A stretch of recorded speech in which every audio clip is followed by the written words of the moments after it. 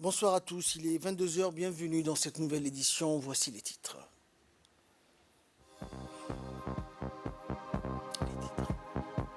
Ouverture du sommet entre les chefs d'État et de gouvernement des pays arabes et de la République populaire de Chine à Riyad, en Arabie Saoudite. Et Washington table sur un feu vert de la Turquie bientôt concernant l'adhésion de la Suède et de la Finlande dans l'OTAN. Voilà pour les titres, bonjour à tous. Le sommet de la Chine et de la Ligue des États arabes s'est ouvert cet après-midi au centre international de conférence du roi Abdulaziz de Riyad, au royaume d'Arabie Saoudite. Cet événement majeur de haut niveau entre la Chine et le monde arabe constitue une plateforme pour relancer la coopération sino-arabe, évoluer les relations bilatérales entre Pékin et les pays arabes, mais aussi de passer en revue les voies et moyens d'approfondir les liens et le partenariat sino-arabe. À son arrivée au centre international de conférence du roi Abdulaziz, le président de la République, Ismaël Omar Guelleh, a été accueilli chaleureusement par le prince héritier et vice-premier ministre du Royaume d'Arabie Saoudite, Mohammed Ben Salman. Ensuite, le président a pris part aux côtés de plusieurs chefs d'État et de gouvernement des pays des États arabes à une photo de famille avant l'ouverture du sommet. Ce sommet donc qui a réuni des chefs d'État des pays arabes, notamment le président de la République, Ismaël Omar Guelleh, qui était à la tête d'une forte délégation djiboutienne. Cette rencontre sino-arabe a relancé, donc destinée à relancer une coopération solide et synergique pour faire face aux enjeux actuels dans le monde, qui a un impact dans plusieurs domaines, notamment économiques, sécuritaires, et relancer les partenariats sino-arabes. À noter également qu'en plus du sommet sino-arabe, se sont tenus deux sommets, à savoir sino-saoudienne et un sommet Chine-Pays de Golfe.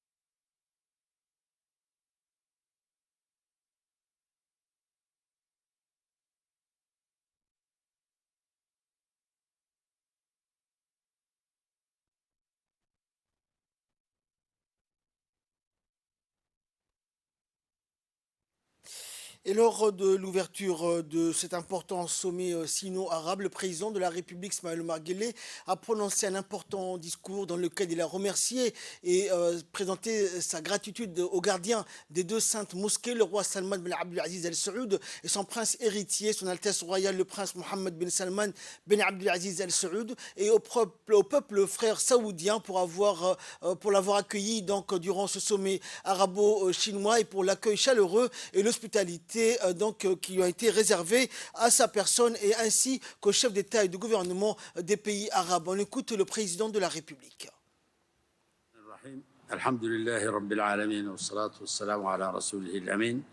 voudrais exprimer mes sincères remerciements et ma gratitude à mon frère, gardien des deux saints mosquées, le roi Salman bin Abdulaziz Al Saoud, et son prince héritier, son Altesse royale, le prince Mohammed bin Salman Abdulaziz Al Saoud, et le peuple saoudien frère pour avoir accueilli le sommet arabo-chinois et pour l'accueil chaleureux et l'hospitalité dont nous avons bénéficié. Majesté, Excellence et Altesse, Mesdames et Messieurs, nous nous réunissons aujourd'hui au milieu d'une importante phase historique pleine d'espoir et d'action constructive. Nous nous réunissons dans le contexte du premier sommet qui s'est tenu entre les partis arabes et chinois qui inaugure une nouvelle ère dans le processus de coopération étroite et partenariat stratégique entre les deux pays. Nous ne pouvons qu'exprimer sa grande satisfaction face à cette évolution d'importantes et remarquables qui incarnent la ferme volonté commune et la ferme détermination d'améliorer les mécanismes d'action collective afin d'atteindre les nobles buts et objectifs communs. Mesdames et messieurs, notre valeur représente une opportunité et une occasion précieuse de présenter les progrès réalisés dans les domaines de coopération fructueuse existants entre les parties arabes et chinoises et d'explorer de nouveaux horizons pour le partenariat qui lie les deux pays. À cet égard, il est d'une grande importance d'attiser l'esprit d'amitié et de coopération entre les pays arabes et la Chine et de travailler ensemble pour construire une société arabo-chinoise en crise et solidaire, aspirant à un avenir commun, meilleur et pressant les pas avec une confiance et fermeté vers la nouvelle ère, s'inspirant de la longue et riche historique qui caractérise les relations arabo-chinoises profondément enracinées.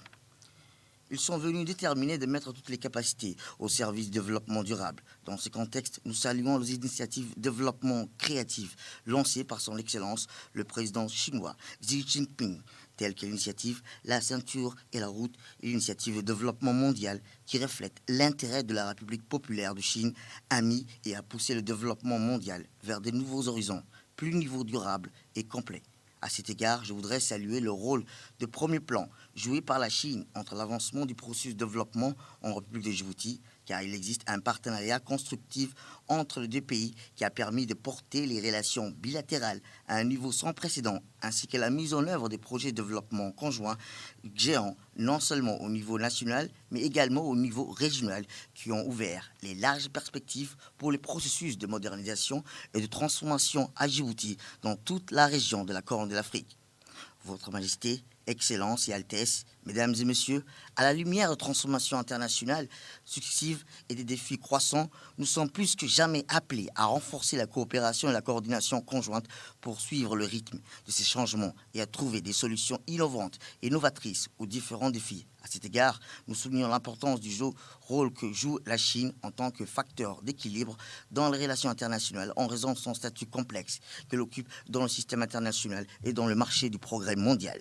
Nous soulignons également l'importance que représentent les pays arabes en tant que groupe international avec une situation géographique unique, un poids politique et une présence historique reconnue. Il ne fait aucun doute que cela fait de la coordination et de la coopération conjointe entre les deux parties dans les forums régionaux et internationaux une question vitale qui donne un impact décisif sur des questions d'importantes dans le même contexte. Nous exprimons notre témoignage et notre appréciation pour les positions des principes et fermeté de la Chine en faveur d'intérêts de la nation arabe et de ses justes causes, dont la principale est la cause palestinienne. Nous renouvelons également notre soutien au principe d'un seul Chine qui a été approuvé par la communauté internationale comme base des relations diplomatiques entre la Chine et les autres pays. Et avant l'ouverture de ce sommet, le président de la République, Ismaël Omar Guelleh, s'est entretenu, toujours dans la journée d'aujourd'hui, à Riyad, en Arabie Saoudite, avec son homologue chinois, Xi Jinping. Il s'agissait d'une audience en bilatérale qui eut lieu en marge du sommet sino-arabe ayant ouvert ses portes aujourd'hui dans la capitale saoudienne. Cette réunion élargie de travail entre le président Guelleh et son homologue chinois a servi de cadre d'appréciation des relations bilatérales d'amitié et de coopération entre les deux pays et les deux peuples aux liens anciens forgés par une collaboration synergique instaurée entre les deux nations à la foulée de l'indépendance djiboutienne. Les discussions ont ensuite été étendues à l'état d'évolution des partenariats stratégiques et gagnant-gagnant que les deux pays entretiennent dans la quasi-totalité des domaines de développement. Dans ce volet précis, les entretiens ont mis en lumière la résilience des deux parties à souscrire aux objectifs convenus entre elles malgré les effets des crises internationales à répétition et ont disposé à la définition générale d'un cadre nouveau d'exécution des charges et d'engagement plus calqué sur les réalités et les données socio-économiques d'un monde en perpétuelle mutation.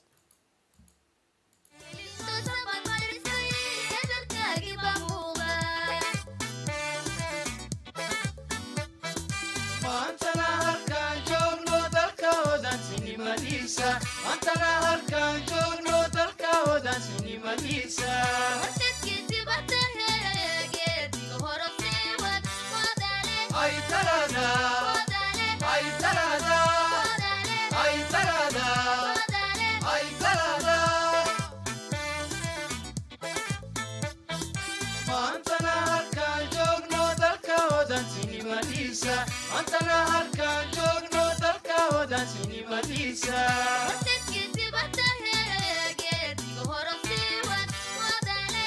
talada, ay talada, ay talada, ay talada.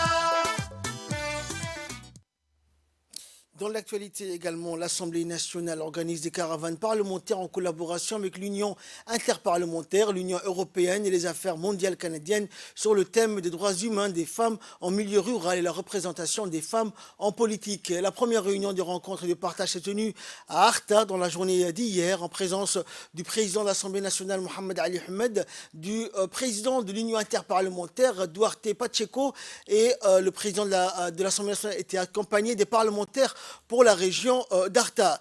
La délégation donc, a été accueillie à son arrivée par le préfet de la région d'Arta, Mohamed Cheikho, et le président du conseil régional El Mibouh. Le thème retenu pour cette caravane parlementaire est droits humains des femmes en milieu rural et représentation des femmes en politique, qui est issu directement du plan de travail de la commission parlementaire sur les droits humains qui prévoit, entre autres, de collecter les avis et les attentes des citoyens sur la thématique des droits humains des femmes en milieu rural et de promouvoir l'égalité entre les hommes et les femmes. En avance des élections législatives de février 2023, il s'agit là pour l'Assemblée nationale de consacrer les caravanes à la sensibilisation de la population sur l'importance de la participation des femmes au Parlement et plus généralement en politique. Pour rappel, en 2018, 17 femmes parlementaires avaient été élues députées, ce qui représente 26,1% du nombre de parlementaires présents dans l'hémicycle.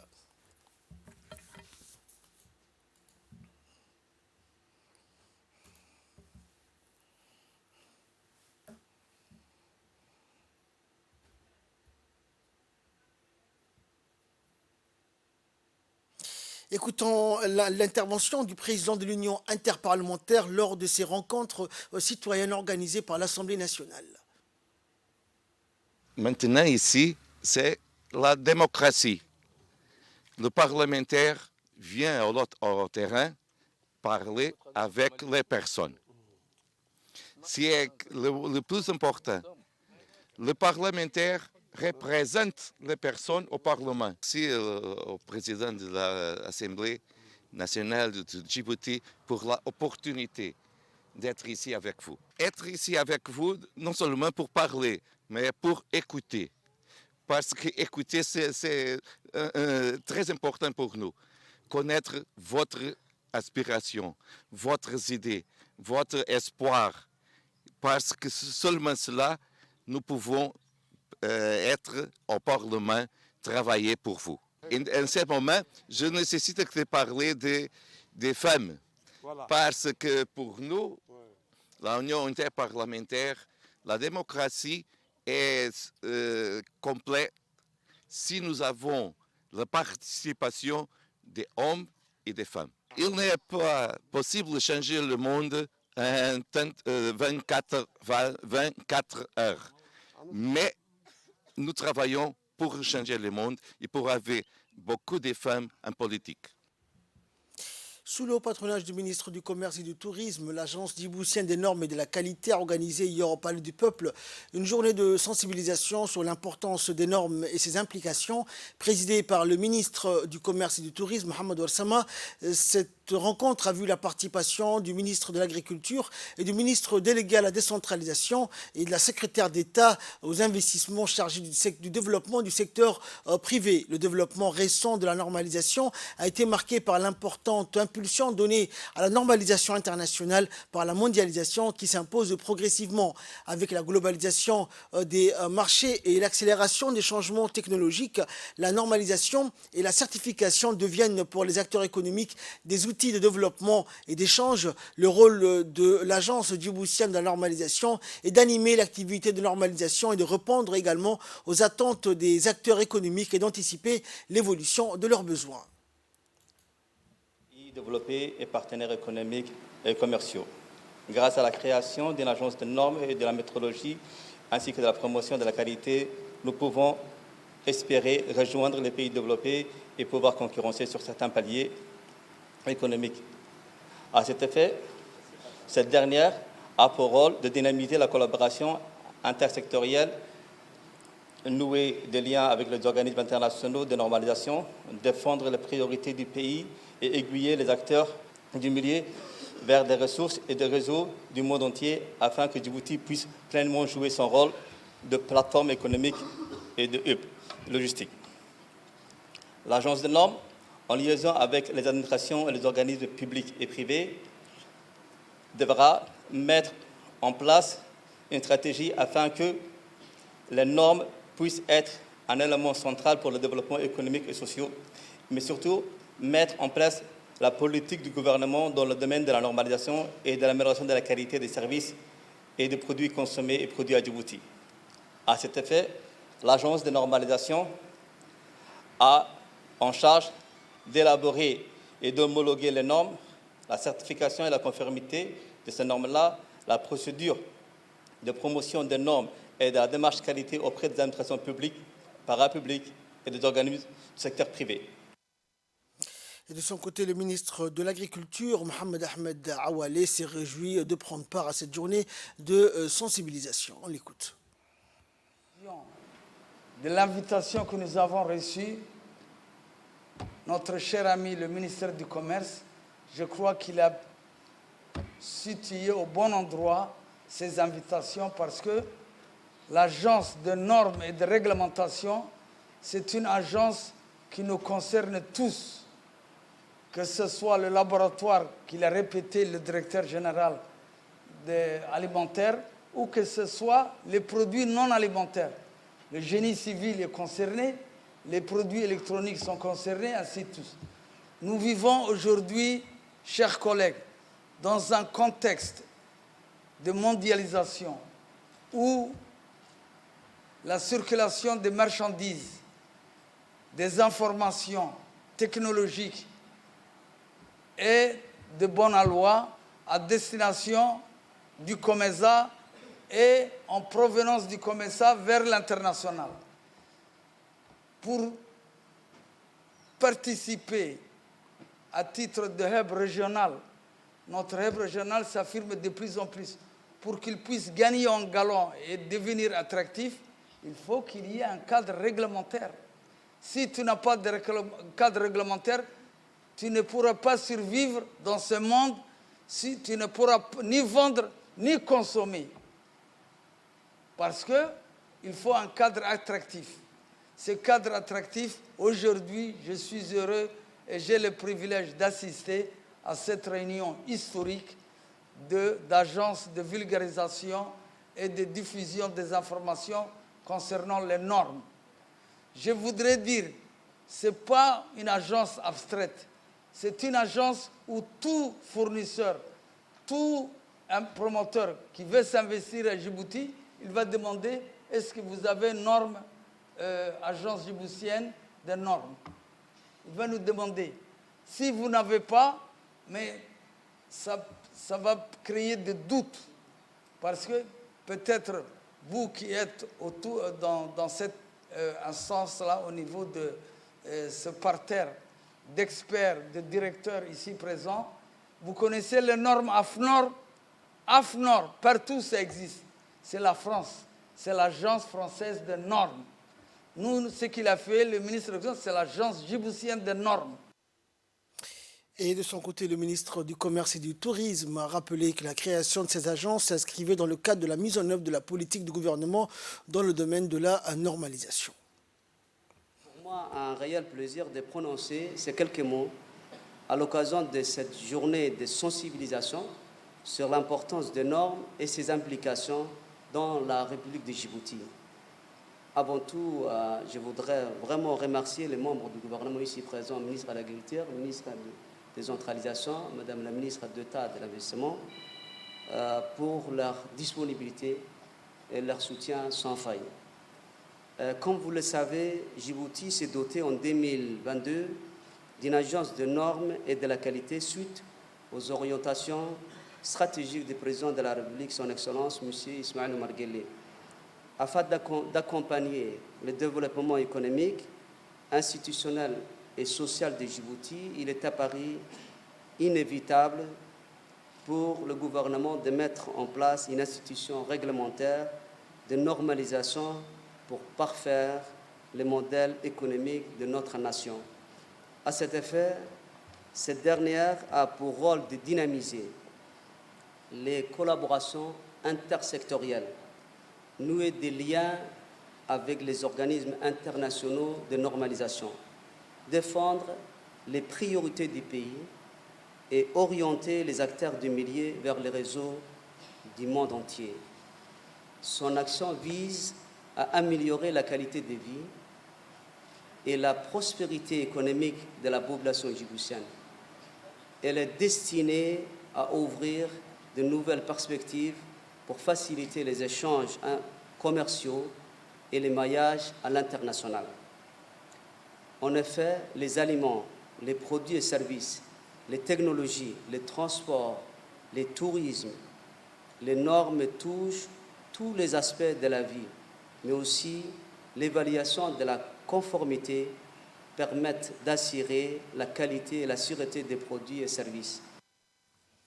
Le ministre de la Décentralisation a organisé hier l'atelier sur la préparation du budget organisé par Expertise France dans le cadre du programme ADIL et financé par l'Union européenne du 6 au 8 décembre à l'hôtel Sheraton. Cet atelier animé par les experts du cabinet Arre Dale a porté sur l'initiation de l'élaboration budgétaire, le rappel des principes budgétaires classiques et l'élaboration des projets de budget 2023 des régions. Les experts MBA en finances locales et spécialistes en dépenses publiques et les fiscalistes se sont relayés pour animer cet atelier durant les 3 jours. Et lors de la cérémonie de clôture, il a été présenté au ministre les recommandations qui sont donc le résultat des discussions, des débats entre les participants de cet atelier.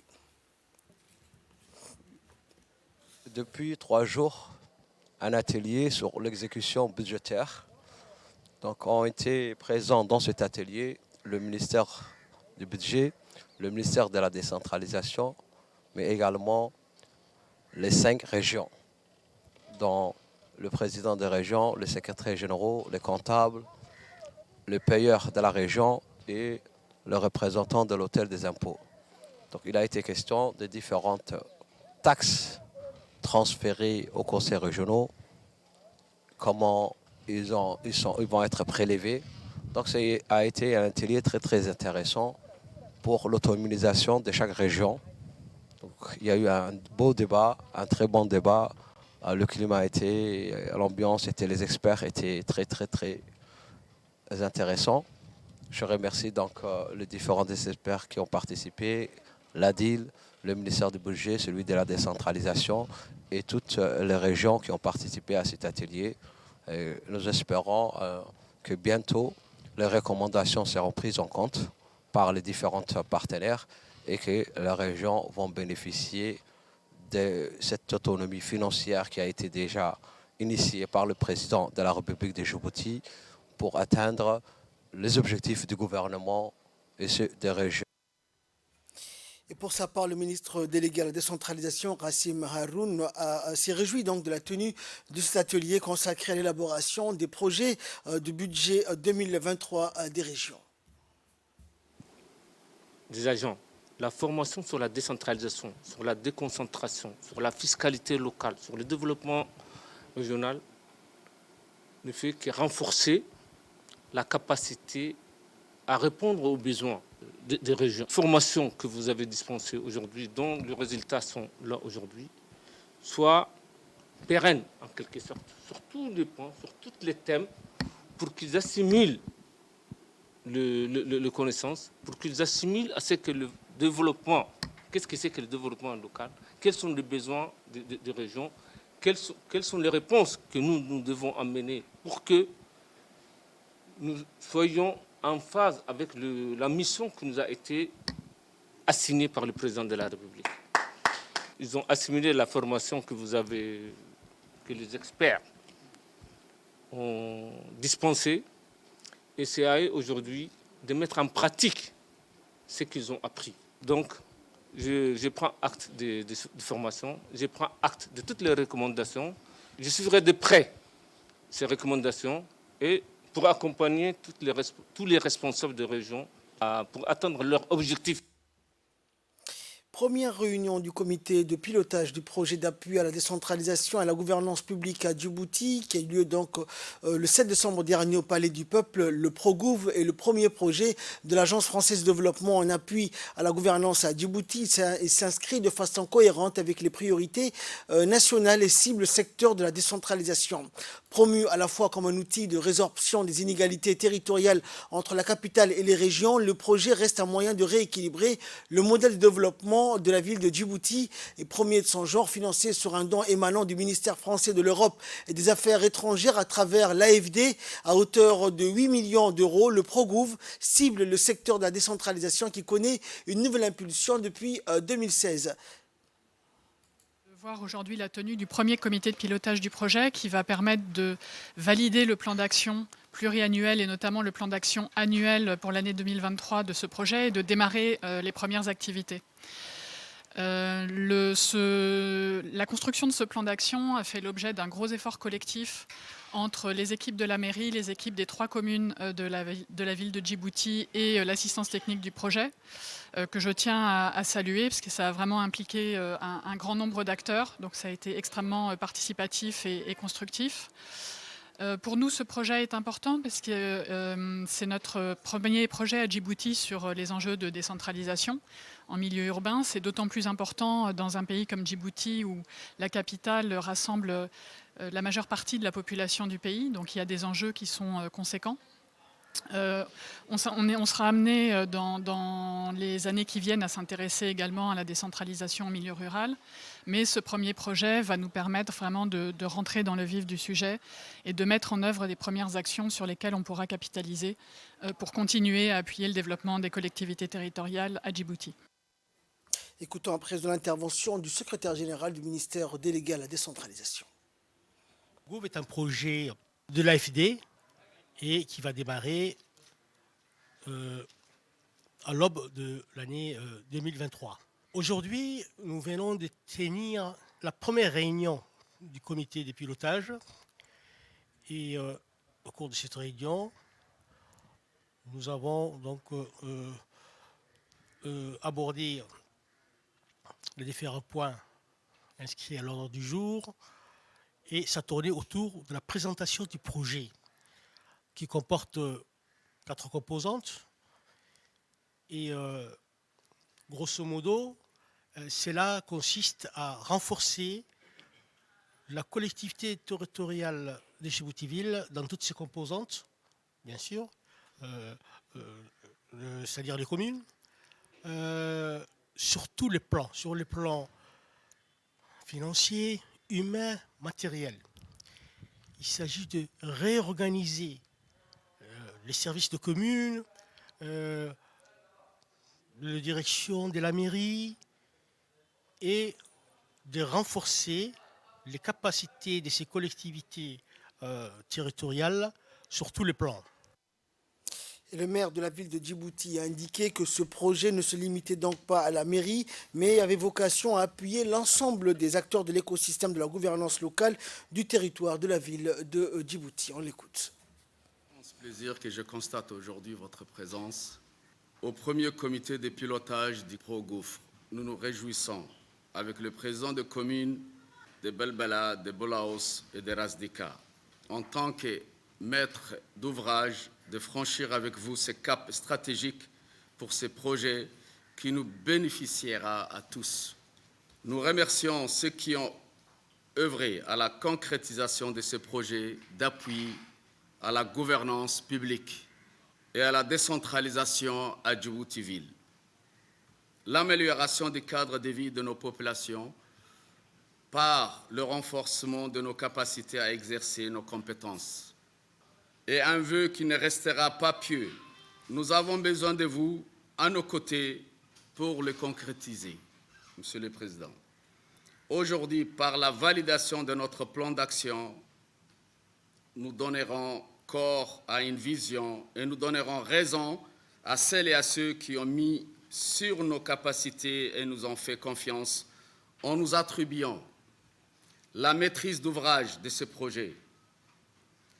Nous avons identifié les moyens de répondre aux objectifs qui nous ont été assignés par l'État.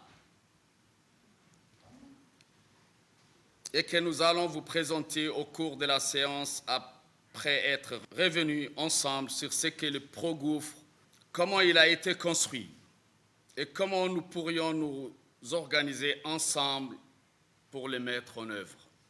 En espérant qu'à l'issue de nos échanges, nous convergions pour nous mettre en position de répondre aux besoins de la population de la ville de Djibouti.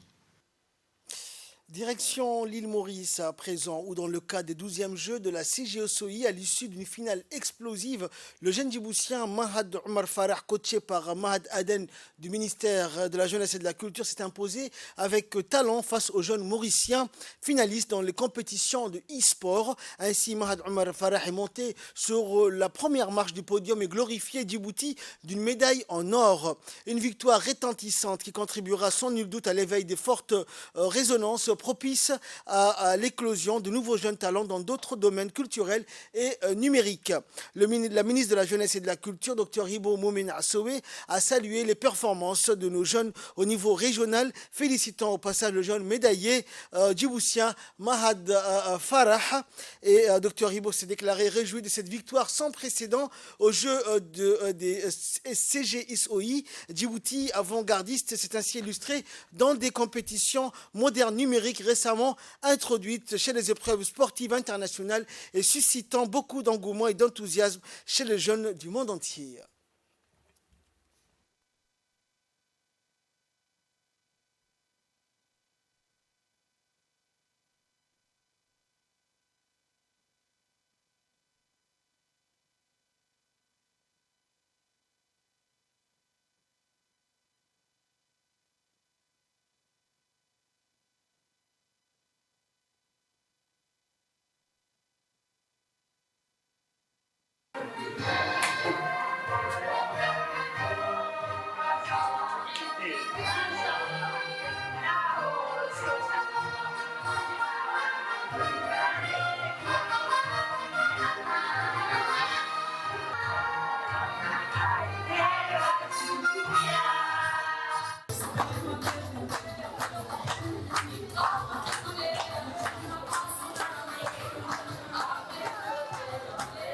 waxaan ka soo qablay turnaanka waan qaaday ilaahay waan mahadlay ilaahay waan duceystay ilaahay waxaan doonayay siiyay balanta qaadan waan buuxiyay waxaan mahadcelinayaa hooday aabahay iyo wasiiradda dhalinta dhaqanka iyo madaxweynaha Djibouti iyo marwadiisa marwa Khadra Maxamuud Xayd iyo reer Djibouti wixii dhammaan i daawanayay oo dhan. Et encore et toujours des médailles pour nos athlètes qui participent donc à cette 12e édition des Jeux de la CGOSOI. Cette fois-ci, nos jeunes pongistes filles offrent la 6e médaille au pays donc lors de la 3e journée de compétition comptant pour le 12e Jeu de la Commission de la Jeunesse et des Sports de l'Océan Indien qui se déroule à l'île Maurice au complexe Beaubassin. Le duo Saredo Nassima a gagné donc le premier match contre les Seychelles 3-0. Saredo Mahmoud Qayad et Nassima Mahmoud Omar ont décroché la médaille de bronze, synonyme de la 3e place. Un très beau résultat pour Djibouti compte tenu des niveaux des îles dans cette discipline.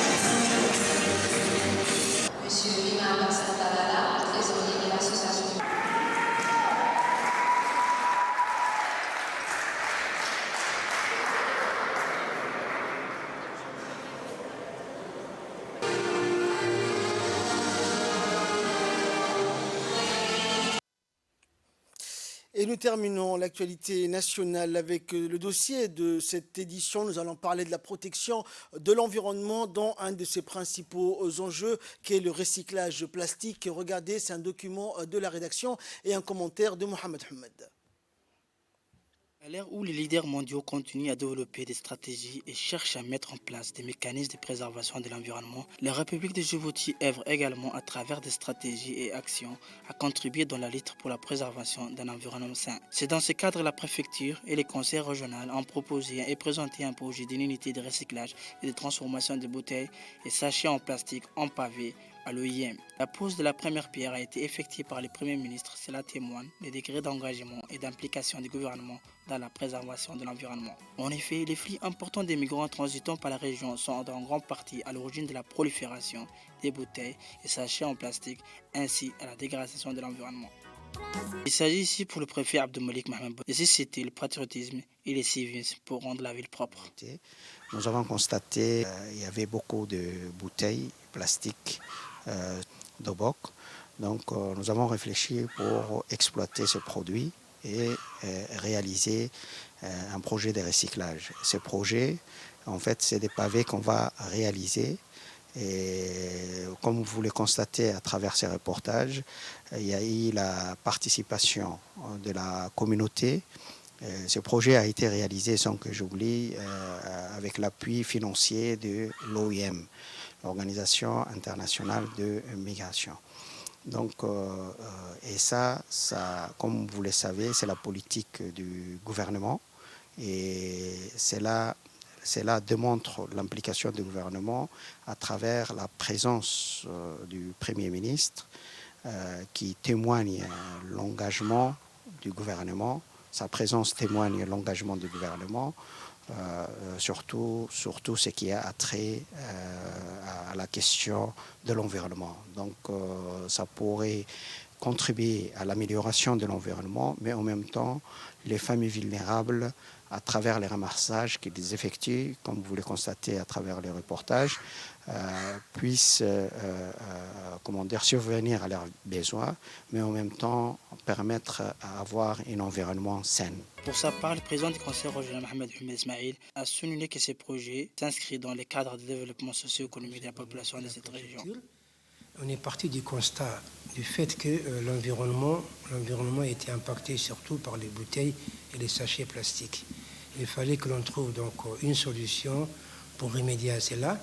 Et la meilleure option a été de monter un projet d'unité de recyclage de bouteilles et des sachets plastiques. Et nous avons pu obtenir le financement auprès de l'OIM, que je remercie au passage. Avec l'OIM, donc, l'unité a été construite. Aujourd'hui, cette unité est opérationnelle. Elle fait travailler 4 jeunes en son sein. Et également, parallèlement à ça, il y a 30 jeunes de la ville de Bok aussi qui collectent les bouteilles et les sachets plastiques et qui les ramènent à l'unité. Et l'idée étant de mettre ensemble le sable et les plastiques qui sont moulus et en faire des pavés. Ces pavés vont embellir avec le temps le principal artère de la ville de Bok. Au bout de quelques mois, l'unité de recyclage des plastiques en pavé pour sa première phase, financée par l'OIM, est fonctionnelle. Pour l'instant, 4 jeunes ont été formés et recrutés dans l'unité de recyclage.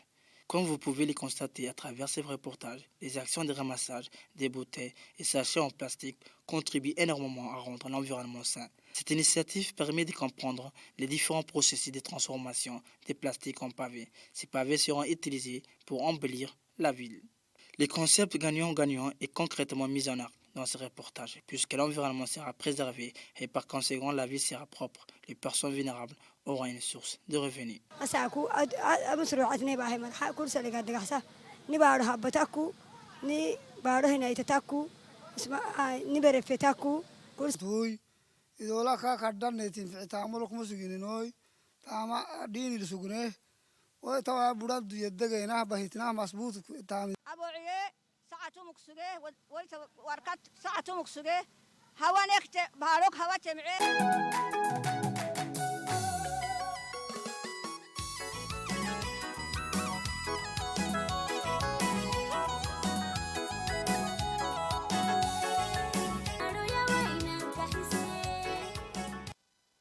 Première de son genre, l'initiative émane du bureau de l'IM à Djibouti Il s'agit à travers ces projets de promouvoir le développement socio-économique de la population de cette région. Cette usine permettra de recycler les bouteilles en plastique usagées de la ville et de les transformer en pavés. Les parkings et les pavés, ainsi les moulous, auront une durée de 500 ans. L'adit projet mis en œuvre par le bureau local de l'IM s'inscrit dans le cadre du programme Solutions pérennes pour les populations hautes et les réfugiés et les migrants les plus vulnérables sur le territoire djiboutien.